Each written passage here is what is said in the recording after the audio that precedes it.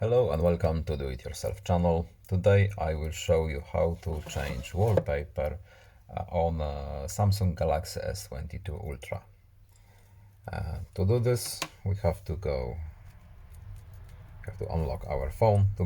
We have to go to settings, then we are looking for wallpapers and style menu here, and in this menu we can have this option change wallpapers, and here we have some default